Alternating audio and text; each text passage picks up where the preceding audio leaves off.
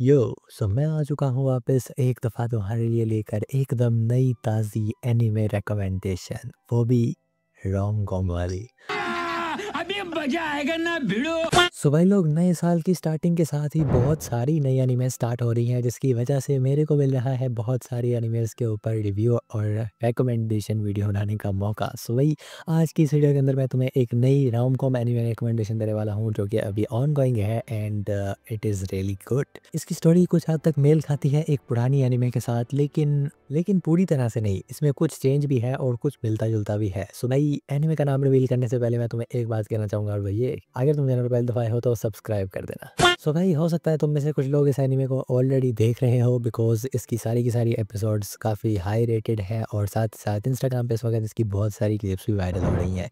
इसका नाम है I am getting married to a girl I hate in my class. तो भाई, इसी का ही एनीमे की तरह इसका नाम जितना लंबा है, उसके नाम से ही हमें ज़ाहिर हो जाता है कि आखिर एनीमे का मेन पर्पस या मेन स्टोरी क्या है। लेकिन आई डोंट नो कि इसेकाई एनीमे के बाद अब ये रोम कॉम वाले भी इतने लंबे-लंबे नाम क्यों रखने लग गए हैं। मतलब इसेकाई के ऊपर भी थोड़ा सूट करता था, लेकिन मतलब इन्हें क्या सूझा ये इतना लंबा नाम रखने का?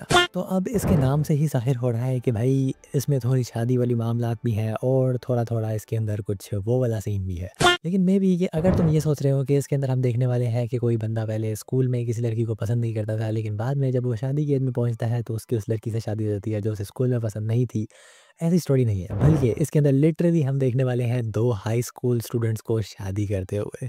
सो भाई साहब, कहानी कुछ इस तरह से है कि हमें पहले एपिसोड के अंदर इसके 2 मेन प्रोटैगनिस्ट से इंट्रोड्यूस करवाया जाता है, जो कि है साइतो और अकाने, जो कि हमारी स्टोरी के मेन प्रोटैगनिस्ट है, और यही वो कपल भी हैं जिनकी हमें स्टार्ट में इंट्रोड्यूस करवाया जाता है इन दोनों को एज़ अ लड़ाकू बच्चे, यानी कि क्लास के वो बच्चे जिनकी आपस में बिल्कुल नहीं बनती और वो हर वक़्त एक-दूसरे को अजीबो-गरीब सी बातें कहते रहते हैं और हर वक़्त छोटी-छोटी बातों पे लड़ते रहते हैं।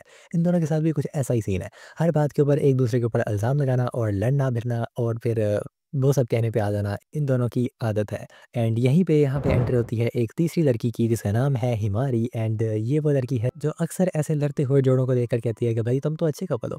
सो स्टार्टिंग में ही हम देखते हैं कि ये दोनों लड़ रहे होते हैं, एंड तभी हिमारी यहाँ पे आती है और वो आगे इन दोनों को बोलती है कि भाई तुम दोनों हमेशा एक-दूसरे से लड़ते रहते हो। अकाने, कहीं तेरे को साइतो से प्यार तो नहीं है? एंड इसी मोमेंट पे हमें एक और लड़की से इंट्रोड्यूस करवाया जाता है, जो कि असल में साइतो की छोटी बहन है, एंड इसका नाम बड़ा ही अजीब-सा है, इसीलिए मैं फ़िलहाल इसे लड़की बोलूँगा। और हाँ, पहले एपिसोड में इसका कोई ख़ास रोल भी नहीं था। पहले एपिसोड के अंदर जिन लोगों ने ख़ास रोल प्ले किया है, वो है एक्चुअल में साइतो और अकाने के दादा-दादी। इसके बाद अगले सीन में हमें इंट्रोड्यूस करवाया जाता है वही अकाने और साइतो के दादा-दादी से, यानी साइतो का दादा और अकाने की दादी। ये दोनों आपस में काफ़ी अच्छे वाले दोस्त हैं, मे बी के दोस्त से कुछ ज़्यादा ही है, क्योंकि आगे जाके कुछ ऐसी बातें हुई थी जिनसे हमें ऐसा फ़ील होता है कि भाई ये लोग दोस्त तो नहीं हैं, ये कुछ और ही हैं।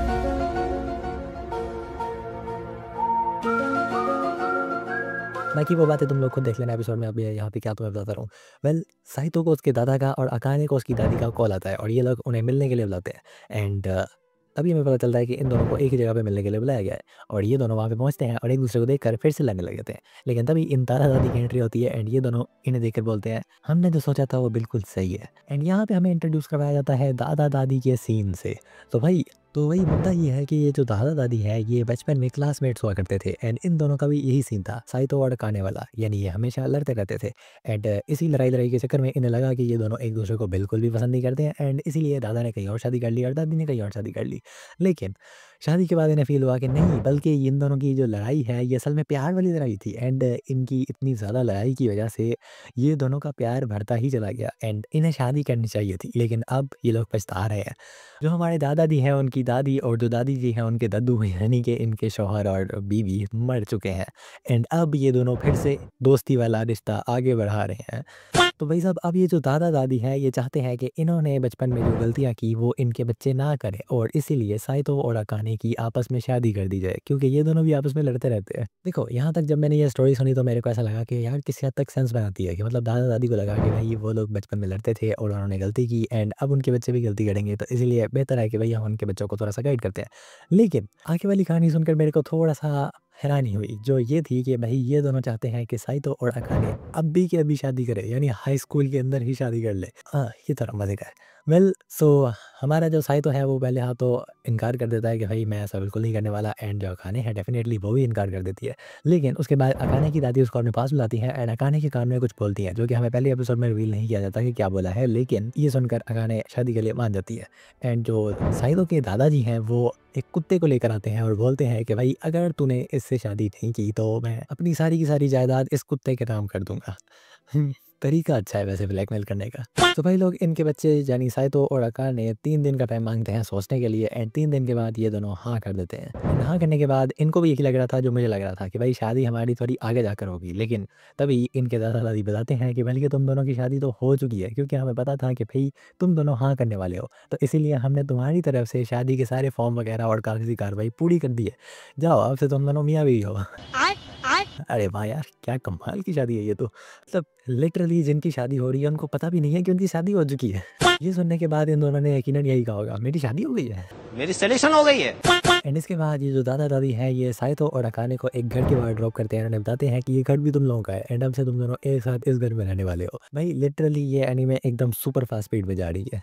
सो भाई अब दोनों एक घर में आ चुके हैं, दोनों की शादी भी हो चुकी है, लेकिन अब मेन मसला ये है कि दोनों एक दूसरे की शक्ल देखना बिल्कुल पसंद नहीं करते हैं।